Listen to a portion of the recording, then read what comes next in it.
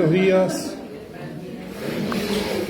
Disculpen la leve demora, pero la ciudad está un tanto laberíntica. Ese podría ser el título de una canción de Fito Páez, ahora que está nuevamente de moda. Laberíntica Rosario. Fito inventó una nueva manera de pronunciar Rosario. Rosario. Le sacás la O. Rosario. Venga, bueno. Disculpe, hay que ponerle onda a la mañana. Estamos con algunos problemas para el Google Meet.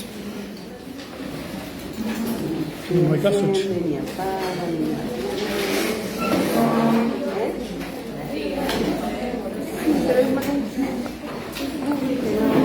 Está el equipo técnico tratando de resolver.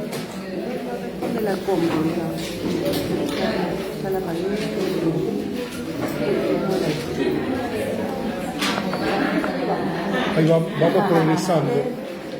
Hay que darle el tiempo. Bueno, antes de decir cosas importantes, quiero asegurarme que estemos en el Google Meet.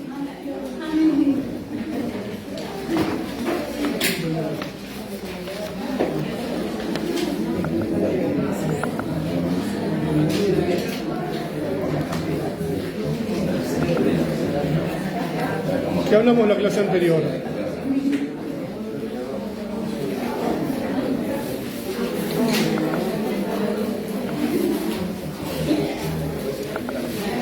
Lo mejor hay que pedir auxilio. Voy a preguntar a Leam, porque arranca. Guarda los cables. Sí. Estamos con algunos problemas técnicos. ¿De qué hablamos en la clase anterior?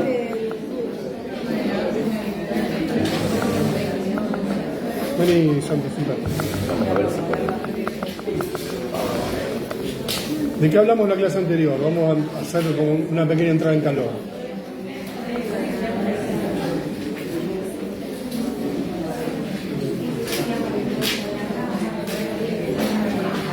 ¿Cuáles pueden haber sido las ideas centrales de la clase anterior?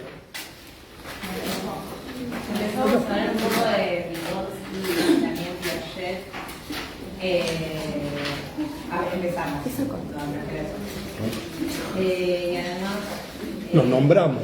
Sí, los nombramos. Y además hablamos un poco de las ideas de, yo me equivoco, de la escuela de Chicago, Hayek, la base neoliberal. ¿En el contexto de qué idea hablamos de eso? Me parece los cambios... la escuela y la Monti, que habla sobre la transición. Ah, bueno. Y también mencionamos el concepto de ideas Galpón. De ideas Galpón, de escuela Galpón. Hay ideas Galpón también. Bueno, me gustó el concepto. concepto. Cómo cambia la noción de la escuela de la humanidad. Bien, ¿y dentro de qué concepto estarían esas ideas que usted ha recuperado? Ahí está.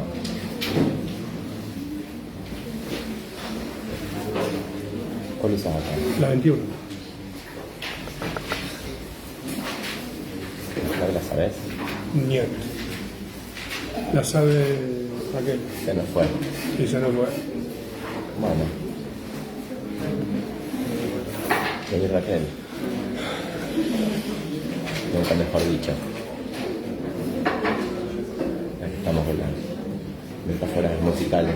También, sí. Sí, alta poesía. Bueno. Falta la clave para hablar. Nos falta una clave. A ver quién la adivina. Por la promoción. Bueno. Sí, yo diría produce. Y hay una subjetividad específica.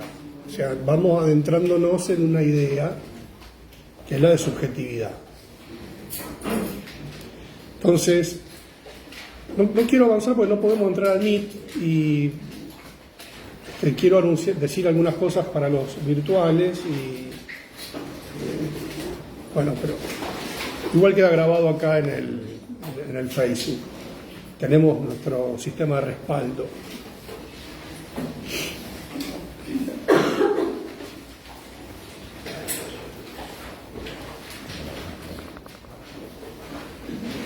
Hemos avanzado, Raquel, necesitamos la clave. Esto es para darle suspenso a todo lo que está pasando. ¿Cuál es?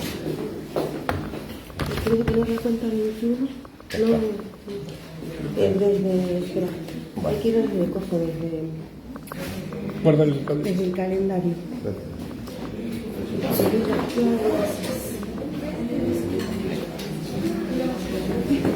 Bien, la clase anterior, vamos a hacer un pequeño repaso.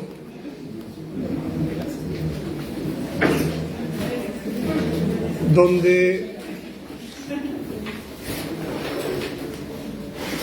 habíamos visto o veníamos desarrollando la idea de esta organización que se da en la modernidad, cuyo suelo está marcado desde la perspectiva Foucaultiana por la biopolítica, en este anudamiento entre lo jurídico, lo biológico y lo pedagógico, como un gran organizador de masas poblacionales. Y que estos discursos, como dirá Foucault, se materializan, se palpan, se concretizan, impactan sobre el cuerpo a partir de dispositivos. Dispositivos paroxísticos, habíamos hablado del hospital, la cárcel y la escuela. Y esta característica siguiendo el autor panóptica. Ahora bien, seguimos esta noción también de que los estados-nación no solamente ocupan territorio, ocupan mentes. Y estas mentes tienen que estar identificadas, se identifican con un conjunto de representaciones, pero al mismo tiempo no están aptas de antemano para integrar este esquema, sino que deben ser formadas. Bien, por lo tanto, vemos que hay un modo de producción de simbolizaciones que no tienen preexistencia a la modernidad, la que podríamos definir como un modo específico de producción de subjetividad. Y que este modo de producción de subjetividad a lo largo de la modernidad tampoco es homogéneo, va variando. Yo creo que el denominador común, lo constante a lo largo de la modernidad es el suelo biopolítico que no solamente no nos abandona, sino que se va fortaleciendo.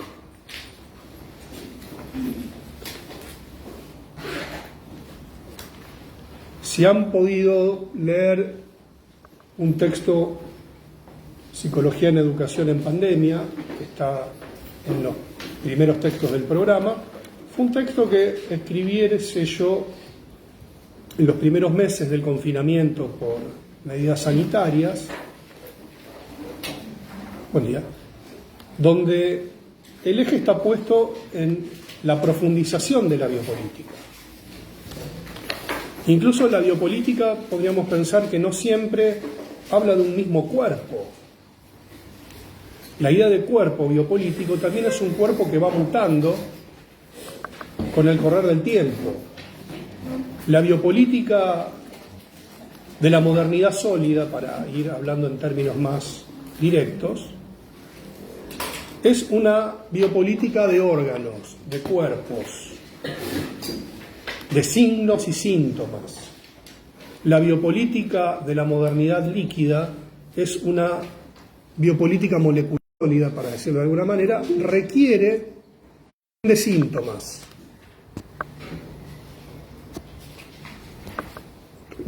Mejorando esto. Ahora, este escaneamiento también plantea una mutación dentro de la misma biopolítica. Es decir, estamos hablando de un suelo representacional que varía con el tiempo, cambia.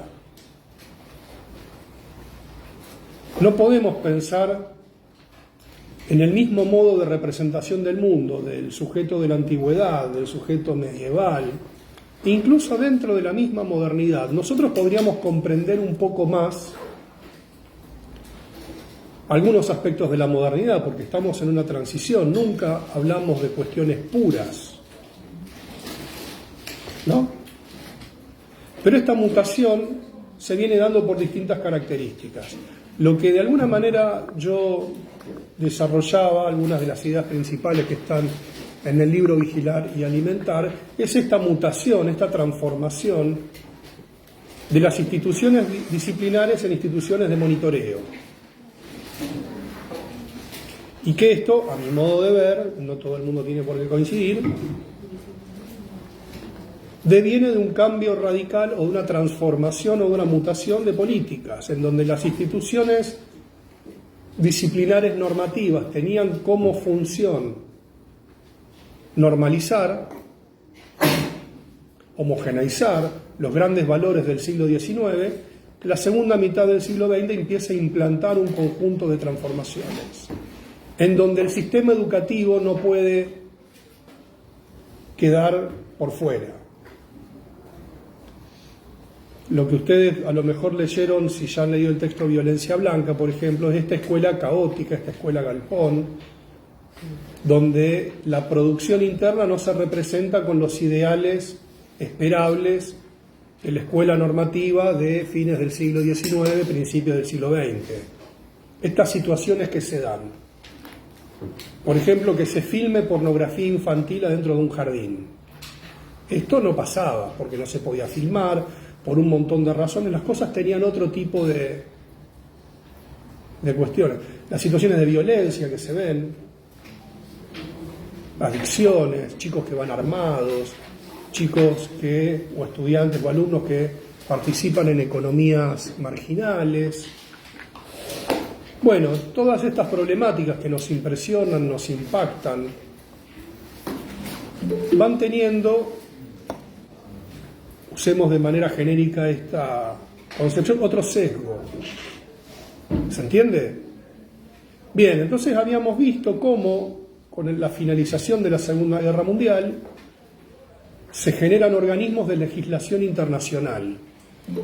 La Declaración Universal de Derechos Humanos es una ley, una declaración que tiene la pretensión de ser global, de abarcar a la humanidad como conjunto, o sea, es otro avance biopolítico. Así como el rey Misas, todo lo que tocaba lo convertía en oro, todo lo que toca el discurso disciplinar lo biopolitiza, o al revés, todo lo que toca la biopolítica lo disciplina. Nos guste o no nos guste, no es un tema de gustos, de estar de acuerdo o no. Estamos adentro del escáner. Siguiendo esta concepción fuertemente escéptica,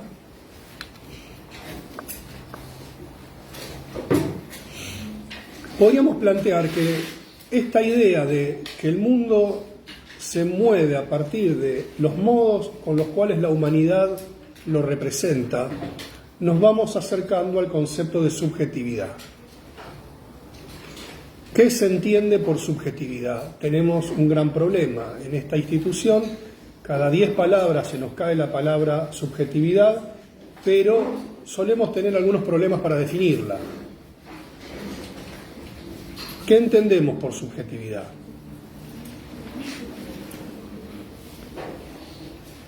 Por un viaje a Disney con todas tus amigas. ¿Qué entendemos por subjetividad?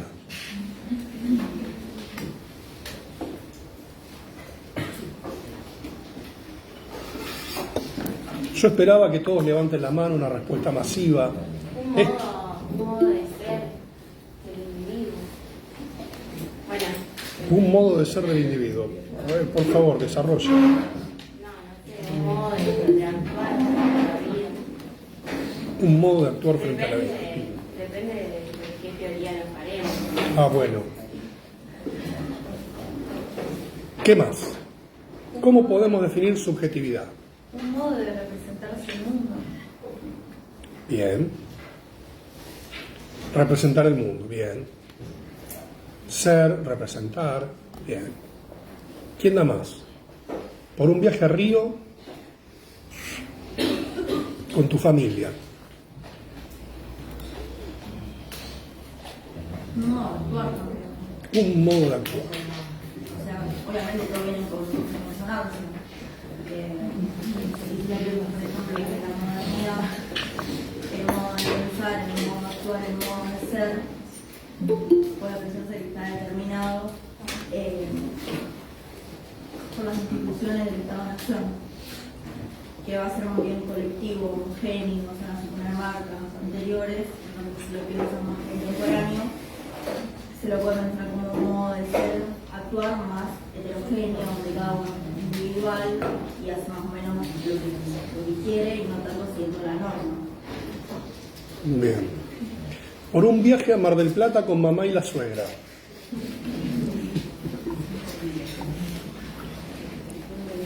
Ya no va a querer hablar nadie. Van a querer perder todo, me parece. Nadie dice nada. Bueno.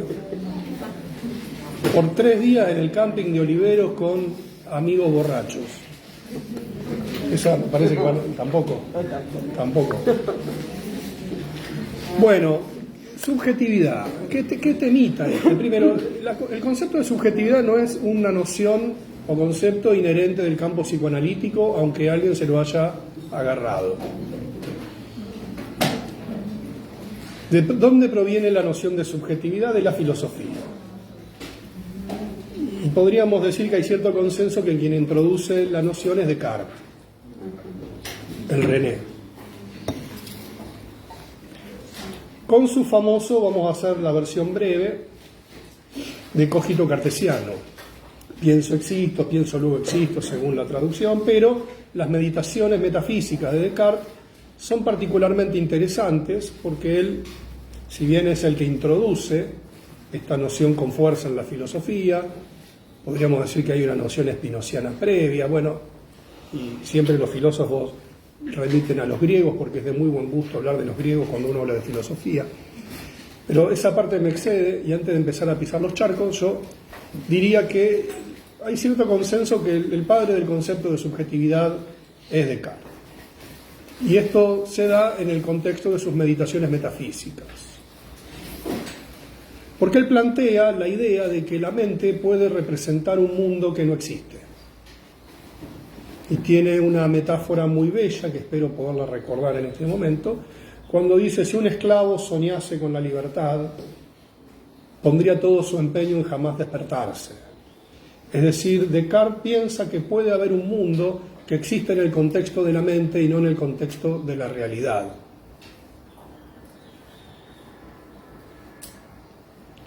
Por lo tanto, para Descartes la existencia deviene del pensamiento, como dice su célebre cogito, y por lo tanto declara, de alguna manera, cierta soberanía del yo. En tanto puede pensar, existe, piensa lo que existe.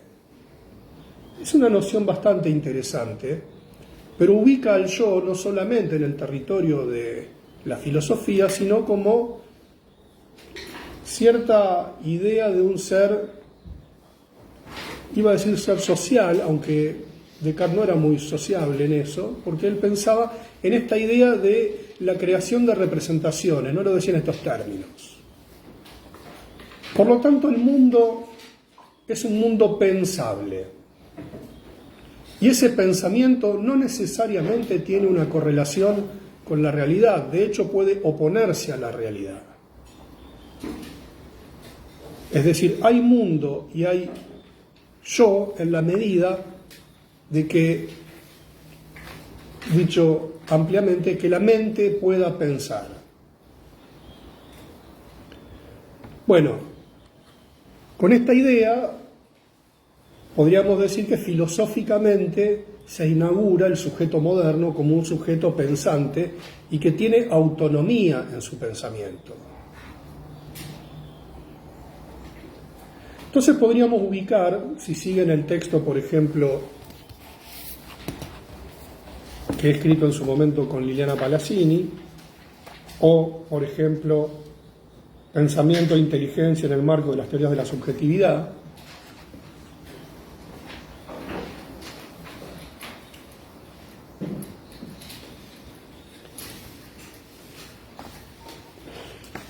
se van a encontrar con que el concepto de subjetividad lo podríamos dividir en 3 grandes niveles, o en 3 estratos. No me gusta decir niveles, sino como una estratificación.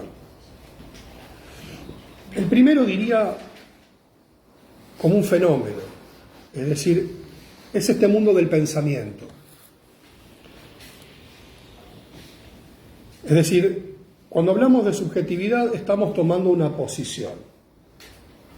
Y este posicionamiento implica que el mundo no es un realismo que adviene sobre los seres humanos y nuestro cerebro lo imita como una proyección del instinto, sino que estamos hablando de que hay un mundo que es pensable y que este mundo pensable es pensable por representaciones que piensa la mente, no otra cosa. Es decir, hay una propiedad inherente al sujeto que hace que el mundo sea pensable. Pero, si le agregamos unos 300 años al pensamiento de Descartes, o 200, podríamos decir que no es condición necesaria, pero no suficiente ser Homo sapiens para pensar. ¿Qué quiere decir? No todo ser humano desarrolla esta capacidad. No es inherente al genoma. No nacemos con esta información de base. Es una adquisición. No nacemos con una subjetividad desarrollada o constituida. Se va complicando.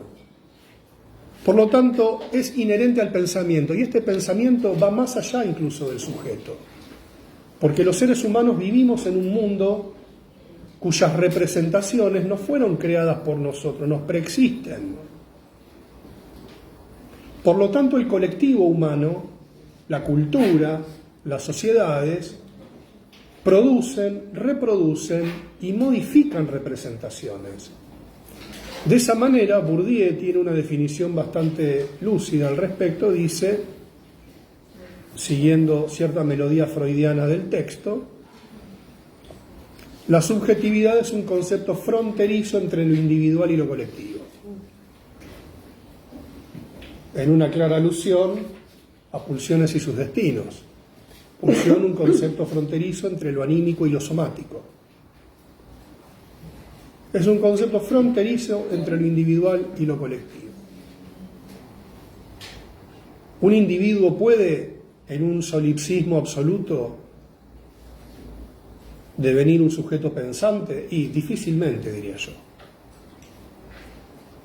Si le agregásemos que el instrumento por el cual nosotros pensamos nuestros pensamientos se ve modificado, alterado, por una tecnología tan primitiva como compleja como el lenguaje, ahora acá viene una pregunta: ¿los seres humanos podemos pensar sin palabras? Como decía el célebre pensador venezolano-argentino, el Puma Rodríguez, algunos dicen que sí, algunos dicen que no. ¡Ay, qué buena está la fiesta, mamá! Maravilloso. Todo tiene que ver con el Edipo, ¿vieron? Es así. Siguiendo esta lógica, entonces el concepto de subjetividad aparece como un fenómeno transindividual. Si bien es el sujeto quien piensa, el pensamiento es algo que excede al sujeto.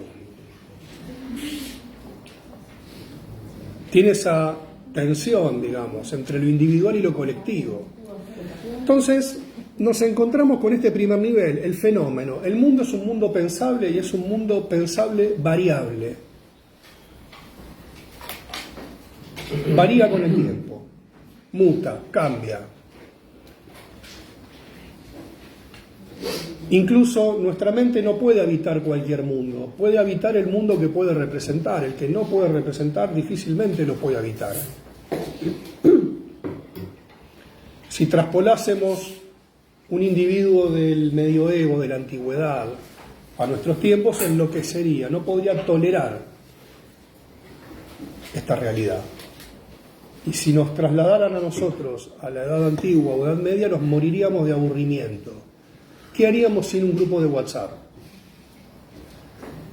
De hecho, hay un diálogo con la tecnología de época que también se va haciendo, de alguna manera, implantando representaciones. Nosotros tenemos una dimensión del tiempo y el espacio muy diferente a la que se podría tener en otro tiempo. Solamente con fines ilustrativos, hay un texto, yo tenía fotocopiado que se me perdió, tengo que encontrarlo, pero lo comento nada más, de Baudelaire, que se titula La flor letal, donde él analiza la cultura maya y el calendario maya, que después es apropiado por los aztecas, y ellos sostenían una teoría energética donde el calendario cada día tenía un uso energético distinto y se regían por eso. Había un día, por ejemplo, que no se podían hacer ciertas cosas porque se alteraba la energía del universo, y la gente estaba absolutamente convencida de que cualquier anomalía en el calendario podía afectar el comportamiento del mundo, porque ellos tenían una teoría, un modo de ver el mundo, inspirados en el sol, en el fuego, y que el fuego debía ser alimentado. Y no había nada mejor para alimentar el fuego que el corazón y los latidos de sus enemigos. Por eso hacían los sacrificios humanos, alimentaban a los dioses. Obviamente se encargaban primero de sacrificar a sus enemigos, adversarios, a la gente que no les caía bien. Ahora, cualquier alteración de este sistema, que no se entiende muy bien cómo funcionaba, utilizaba mucho un término que se traduce como florido, la muerte florida, que no se entiende muy bien qué quería decir, lo dice el mismo investigador. Si alguno tiene el tiempo para ver la serie sobre Hernán Cortés, cuando habla Moctezuma, él utiliza el término florido más de una vez y no se entiende muy bien qué quiere decir, pero tiene que ver con esta lógica del sacrificio humano. ¿Qué quiere decir? Hay una producción de subjetividad donde la mente de los mayas y los aztecas creían fervientemente en que iba a pasar determinadas cosas. De hecho, Baudelaire desarrolla una teoría, para mi gusto, la más interesante al respecto, sobre las profecías que los españoles o los extranjeros como semidioses iban a venir a conquistarlos en algún momento. Y la hipótesis que él desarrolla es que en los pueblos antiguos, y en esto agrega a los pueblos precolombinos en su concepción del mundo, no existe, como nosotros entendemos, la dimensión del futuro. El futuro en cuanto a planificación no existe. Existe como profecía. La única manera de hacer una conjetura a futuro es hacer una profecía y hablar en términos de profecía. Por lo tanto, cuando ellos perciben que seres extraños, extranjeros, se acercan a las costas, elaboran las hipótesis en términos de profecías. Entienden el mundo de esa manera. Podríamos decir que tienen desarrollada una proto-biopolítica energética no centrada en la biología, pero que rige la vida de estas personas. Es decir, habitan un universo representacional completamente diferente al nuestro. Y tienen dispositivos que materializan este modo de vida. No entienden el tiempo y el espacio como lo vemos nosotros, no entienden el futuro como lo vemos nosotros, porque nosotros estamos marcados por la racionalidad. Lo que uno infiere sobre el futuro es un proceso lógico. Y en estas personas no hay un proceso lógico, hay un proceso místico. Y esto rige de alguna manera los hábitos de las personas, siguiendo a Bourdieu. Las personas piensan y actúan en función de estas producciones culturales, de los modos o de la producción de subjetividad de época. Por lo tanto, el concepto de subjetividad empieza ya a resquebrajarse de esta idea fenomenológica y lo podemos empezar a ubicar en el segundo tiempo, que es cómo podemos explicar o desde dónde podemos explicar y entender este universo representacional. Y acá tenemos que aludir a las teorías. No todas las teorías entienden la subjetividad de la misma manera.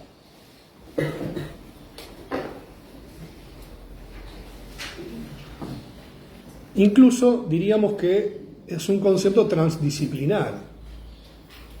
Hay una idea de subjetividad para la historia, hay una idea de subjetividad para la filosofía, para la antropología, para incluso cierta biología. Piensa en la singularidad de ciertos organismos, digamos cierta subjetividad.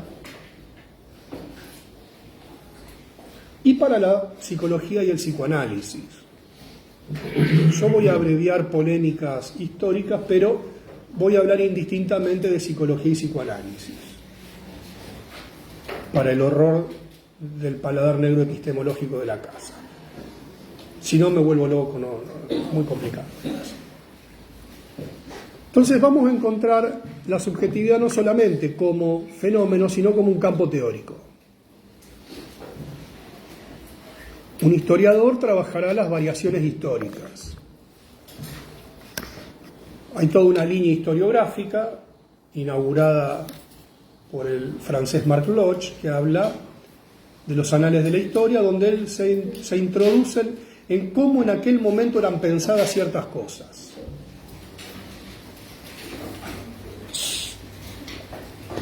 En uno de sus textos, que no recuerdo bien el nombre en este momento, trae una frase de la realeza francesa: traigan un león ante el rey. Algo así como: si no me creen, traigan un león ante el rey. Es una cosa así. Porque en aquella época, los reyes taumaturgos se llama el libro, donde a partir del siglo XI los reyes franceses tenían poderes curativos. No se sabe si curaron a alguien realmente, pero dedicaba un día y unas horas a hacer curaciones, porque como el rey es el vicario de Dios en la tierra, tiene poderes. Entonces la gente iba. Entonces también lo que estudia él es algo que, si bien parte en el siglo XI o siglo XII, no recuerdo bien, pero diríamos que tiene bastante vigencia. El poder de la mística y de la superstición para convencer a la gente y de eso hacer un instrumento político. ¿Les suena conocido? Bueno, esto es bastante antiguo, esta idea. Bien, pero la gente creía en eso. Es decir, los modos de producción de subjetividad de época, la gente cree en ellos. A veces. Veíamos el caso de Menocchio, que dejó de creer. A veces tiene más problemas el que ve la verdad que el que no la ve. Suele ser así.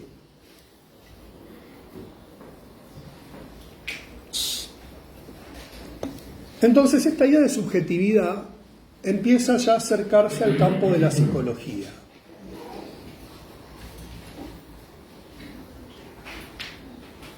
¿Cómo la mente puede pensar sus pensamientos? ¿Nacemos con pensamientos innatos o los pensamientos son adquiridos? ¿Es el cerebro el que piensa o otra instancia con la cual no está inscrita en el genoma y surge como consecuencia de ciertos movimientos?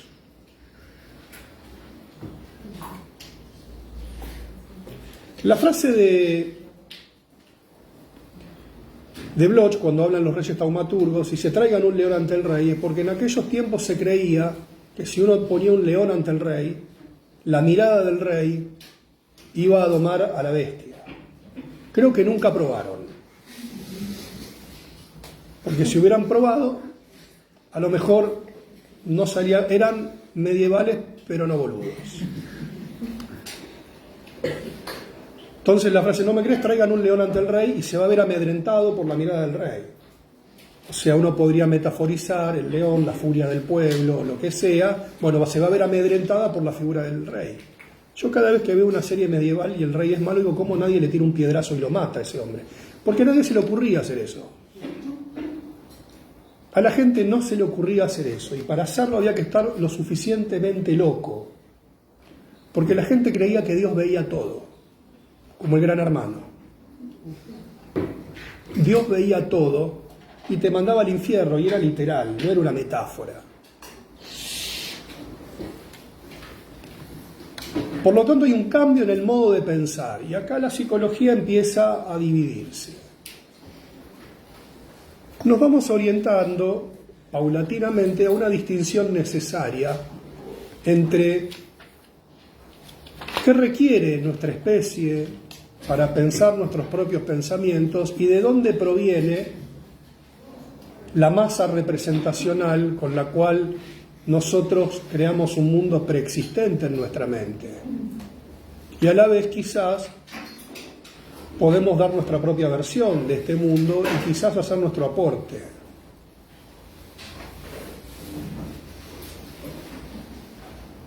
Al respecto, ya podríamos empezar a hablar de la distinción que hace Silvia Bleichmar entre constitución subjetiva y producción de subjetividad.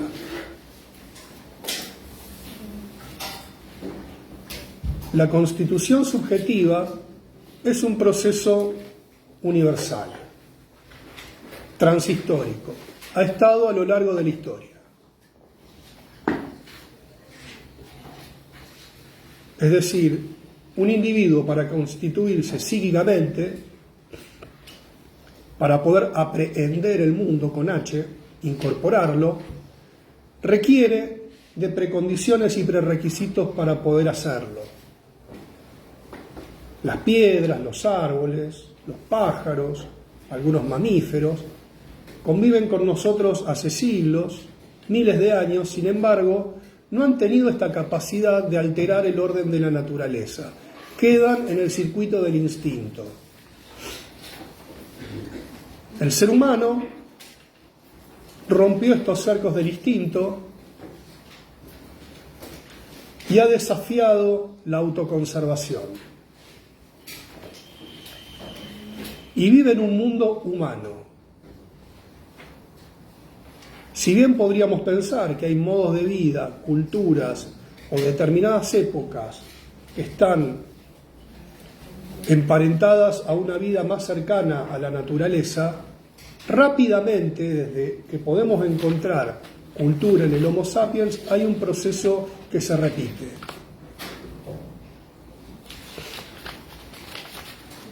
Freud, de alguna manera,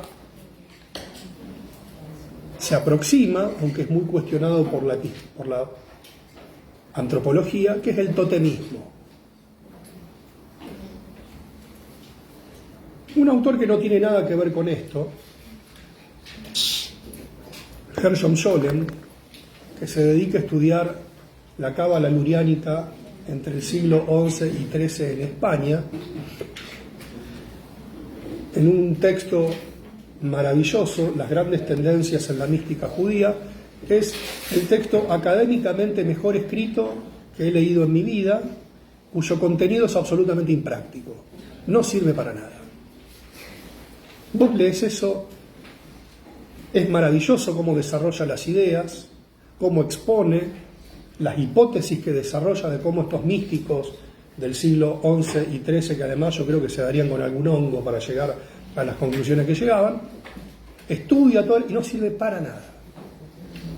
Para nada. Tiene una frase que a mí me encanta, que es los cabalistas saben lo que es la cábala, no las de Bilardo, antes de los partidos. La cábala es un estudio que se hace de los textos sagrados en hebreo antiguo, en donde la letra tiene también un valor numérico. O sea, cada letra es a la vez letra y número.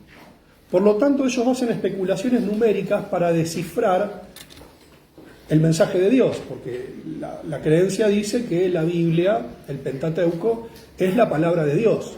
Así, que lo tiró en código. Es como un gran password que te manda.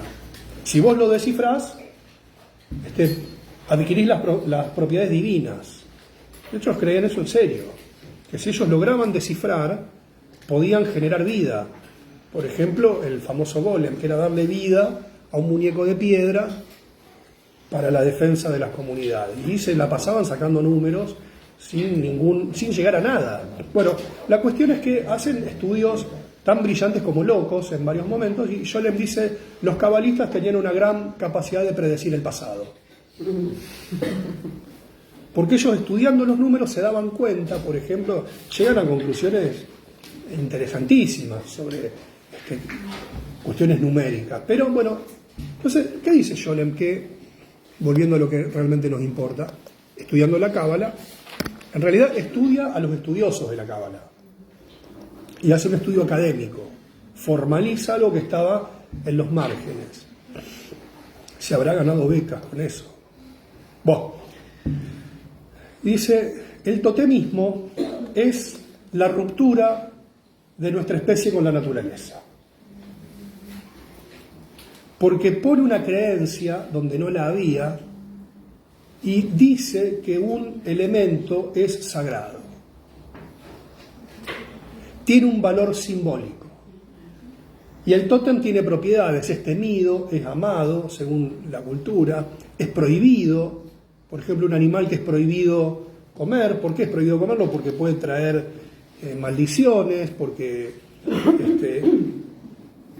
y la creencia es algo que se eleva por sobre la naturaleza. Por lo tanto, una teoría de la subjetividad tiene un prerequisito elemental. Plantea un corte radical entre naturaleza y cultura. Cualquier teoría, para ser catalogada como teoría de la subjetividad, a mi entender, esto está en el texto que siempre me olvido el nombre, Pensamiento e inteligencia en el marco de la teoría de la subjetividad, plantea este corte radical. Hay una discontinuidad entre el orden de la naturaleza y la cultura, y lo que se va a anteponer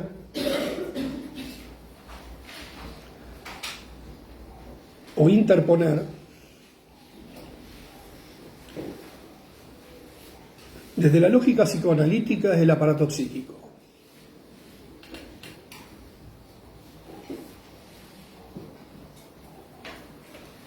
Nuevamente encontramos aquí la distinción entre constitución psíquica y producción de subjetividad.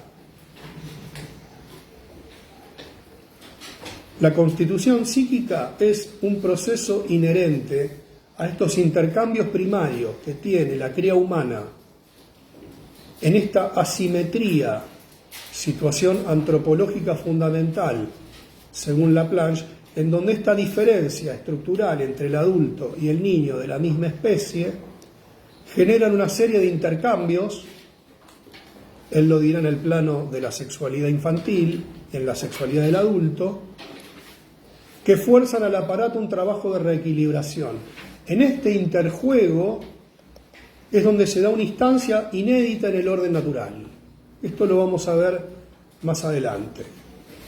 Por lo tanto, acá tenemos una ruptura y una discontinuidad, vamos a esbozar un adelanto si no nos entiende, que en la medida de que la cría humana en la tensión de necesidad se encuentra con algo inherente del orden de la sexualidad, el instinto es vicariado por el orden de la pulsión.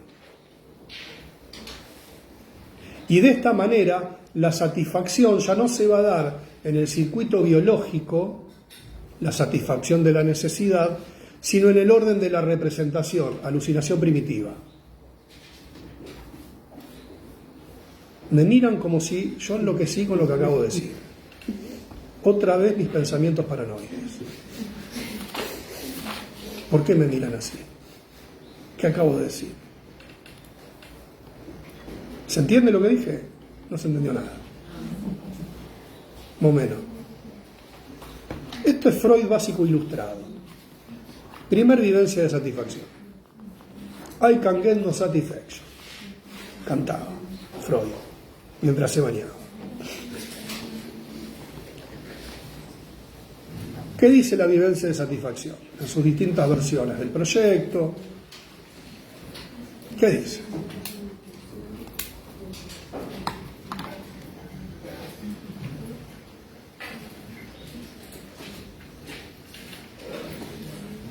Primer vivencia de satisfacción.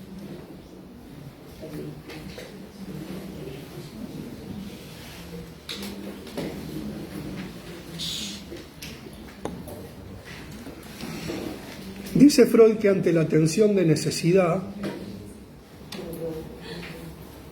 el bebé llora, hace una descarga. Y es una descarga difusa, indefinida, llora. Si quieren, imito cómo llora un bebé. Si no, se lo pueden imaginar ustedes. ¿Quiere que lo haga? Para hacer más... Hace el bebé. La madre...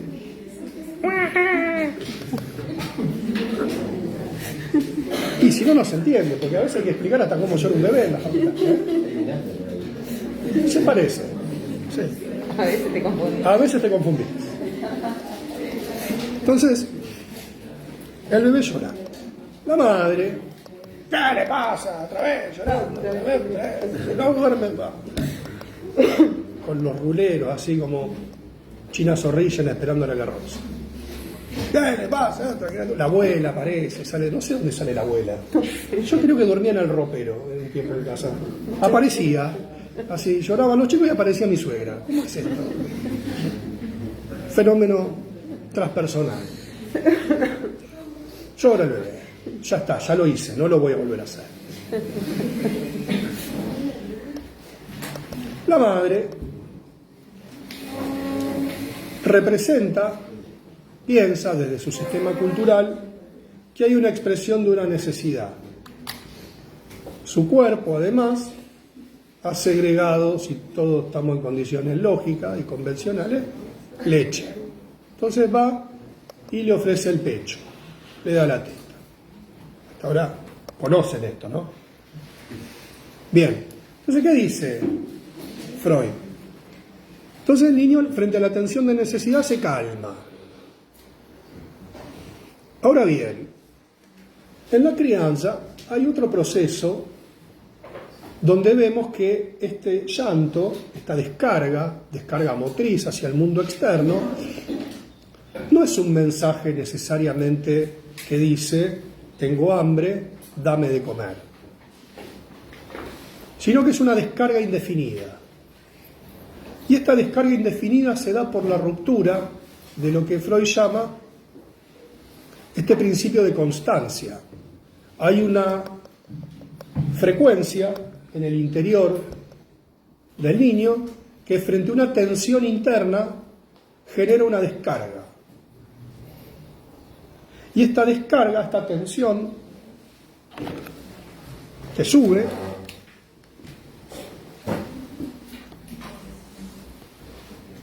la vamos a llamar excitación. Y cuando pasa un umbral, va a una descarga motriz. Esto significa descarga motriz. Se ve claramente. Entonces, este umbral sube. Cuando la asistencia ajena, me saludo acá a la cámara, interfiere, por ejemplo, acá, esta frecuencia baja. Es sinónimo de baja. Si no, onomatopeya no sirve. No se entiende. Baja. Pero baja.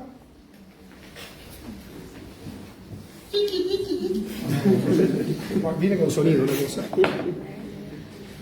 Pero no baja acá, baja acá. ¿Qué pasó acá? Acá viene la gran pregunta. Es un momento teórico. Cuando esto sube, se eleva la excitación, viene la asistencia ajena, presenta el objeto, se alimenta, la atención es sofocada y disminuye, se produce una experiencia de placer.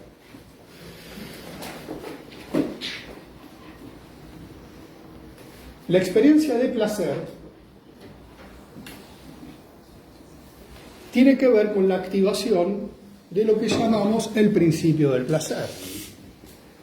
Y el principio del placer no es el principio del me gusta. Cuando uno pone un like en las redes sociales no está aplicando el principio del placer. El principio del placer para Freud es un principio energético, económico, porque administra cantidades. Por lo tanto, esta tensión biológica frente a la intervención del otro humano, presentación del objeto, genera una vivencia de placer que arranca por acá. Cuando esta tensión empuja nuevamente y busca la descarga, vamos a usar una metáfora, se acopla a esta tensión de otro orden y cuando disminuye, vuelve a pasar lo mismo, viene acá. Pero ¿qué es lo que dice Freud? Antes que esta tensión se active, esta busca satisfacerse. Y cuando busca satisfacerse, por el camino regrediente, por las huellas némicas de la experiencia anterior, saludo, el bebé alucina o reproduce la vivencia de modo alucinatorio. La alucinación fracasa, la tensión persiste, es decir, la excitación rompe la alucinación y la madre vuelve a intervenir, estamos hablando de condiciones sanas, para que esta alucinación se sostenga en el tiempo. Cuando esta alucinación se produce y se sostiene en el tiempo, y acá viene la revolución, y es una revolución no porque haya pasado hace 100 años atrás, sino porque es una revolución cuando uno lo puede pensar. Lo que estamos viendo acá es que la cría humana empieza a sostenerse en un universo representacional y no instintual.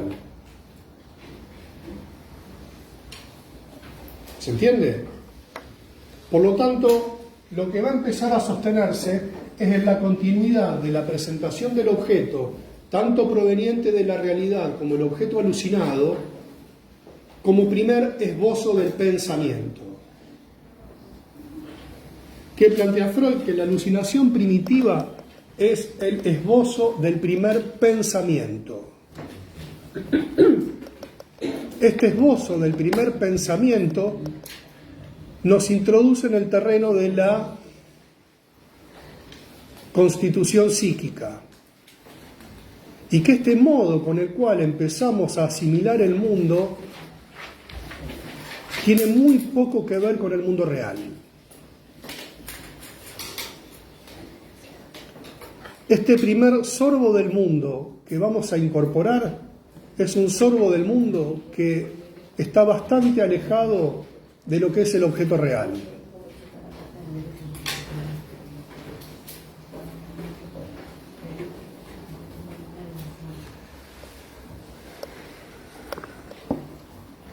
Esta es la versión freudiana del asunto, que también fue muy discutida. Pero aquí se produce este corte radical entre naturaleza y cultura. Freud dirá que para el principio del placer y esta alucinación primitiva es bastante inadecuado para la vida y que será en un segundo movimiento donde podamos llegar a un modo más organizado de representaciones, porque el yo no se ha constituido aún. Entonces, lo que podríamos pensar que quien aprende es el yo. Si no se ha constituido el yo, y no se ha constituido de manera más o menos estable, no hay aprendizaje posible, porque aprender es poder representar. La alucinación primitiva es necesaria pero insuficiente.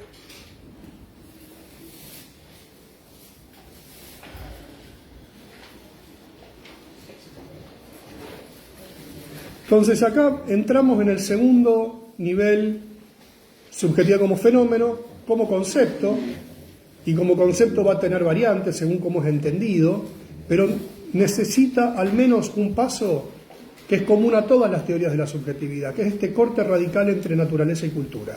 Para Piaget, esto que dice Freud no le da pelota, y dice que lo que se antepone entre la naturaleza y la cultura es la estructura. La noción de estructura piagetiana. Vygotsky dirá es la cultura.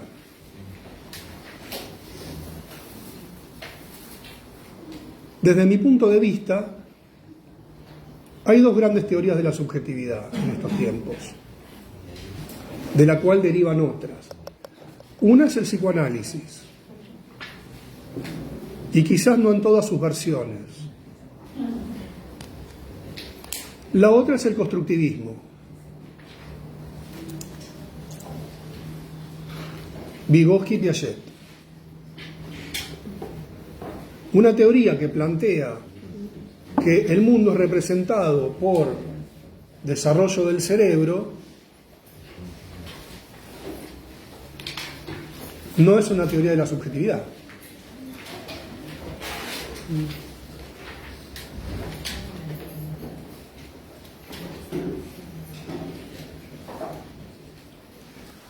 El tercer punto, es decir, este tercer estrato que quería comentarles, entonces veríamos tres, como fenómeno, como concepto, y finalmente la subjetividad como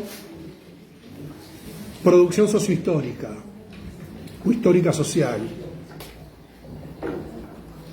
Cada época produce sus propias representaciones. En un mundo regido por el calendario maya, las representaciones van a estar orientadas de determinada manera y van a configurar determinado tipo de mentes.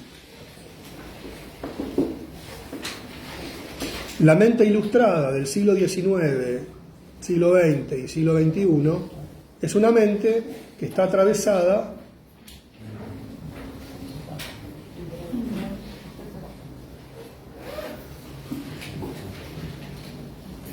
por los modos de producción de subjetividad de su tiempo.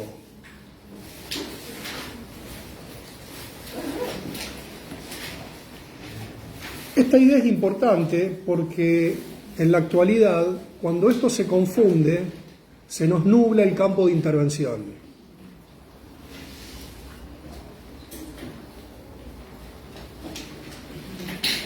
Frente al clásico problema de aprendizaje o de socialización, hay quienes sostienen que esto viene dado por modos de época. La sobreestimulación, el contexto sociohistórico donde viven los chicos o los adultos, etcétera, etcétera. O en todo caso pudo haberse de alguna manera alterado, modificado o el psiquismo se ha constituido de una manera deficitaria.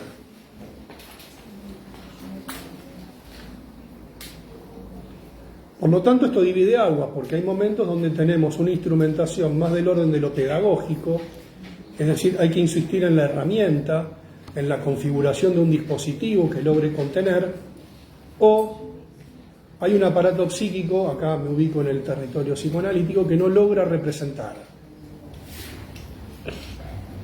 Y en un tiempo, o en una etapa contemporánea, en donde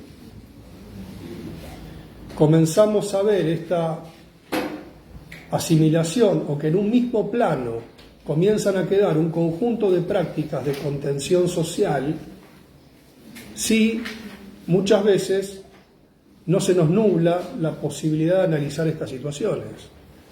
Es decir, una sociologización prematura de los casos. A todo le encontramos una razón social y a veces no. Entonces esta distinción entre constitución psíquica y producción de subjetividad, si bien se entrelazan, se diferencian. Entonces, retomemos. Cuando hablamos de subjetividad, estamos hablando de la subjetividad como un fenómeno representacional, un mundo pensado y que es inherente al pensamiento. Estamos hablando de desde qué perspectiva teórica estamos abordando las teorías de la subjetividad. Y finalmente que la subjetividad es una producción histórica social.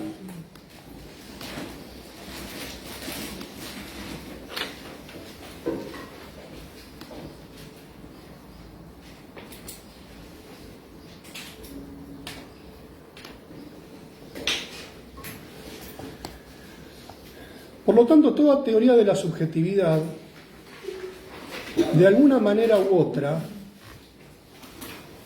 es una teoría del conocimiento. ¿Cómo la mente conoce?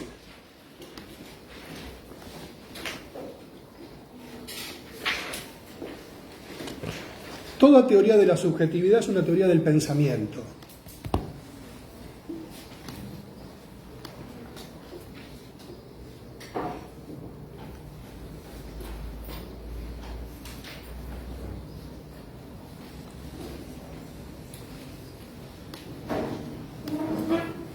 ¿Cómo piensa la mente sus pensamientos? Y el conocimiento es un producto del pensamiento. Veo muchas caras de cansancio y para no aburrir voy a decir 2 o 3 cosas y después le voy a hablar a la gente que está virtual porque al principio tuvimos problemas de conexión. En el diccionario de Laplanche y Pontalis, Laplanche y Pontalis dicen que Freud entiende por objeto 3 cosas. Uno es el objeto de la pulsión, objeto fantasiado. Cada vez que Freud habla de objeto, puede referirse a 3 cosas, que son bastante diferentes entre sí. Uno es objeto de la pulsión, de la fantasía. 2, objeto amoroso, es decir, donde está implicado el narcisismo. 3, objeto de conocimiento.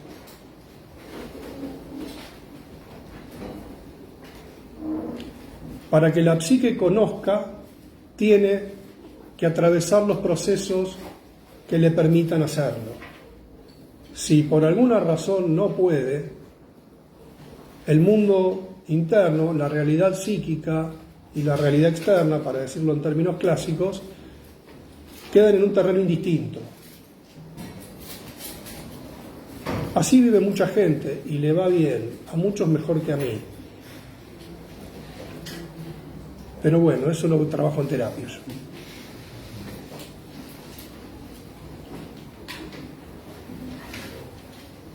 Ahora es bastante delicado el tema. Bueno, tuvimos algunos problemas para la virtualidad hoy. Ya está el foro para que intervengan en el teórico. Me han preguntado por privado, respondo públicamente. Ya está el foro para que hagan los comentarios de las clases teóricas. Ahora se va a sumar esta clase que es la 4ª. Y en estos días, voy a avisarlo en el Facebook, es cuando termine de subir el cuestionario para los que cursan teórico práctico virtual o práctico teórico virtual. Y esto es una condición, por favor, que tienen que cumplir para que se acredite la participación y la asistencia, que es responder al cuestionario. Esto es para los que hacen el práctico virtual. ¿Está? Bueno, la clase de hoy no se pudo grabar, así que la van a ver en el link del Facebook. ¿Alguna pregunta de la clase de hoy?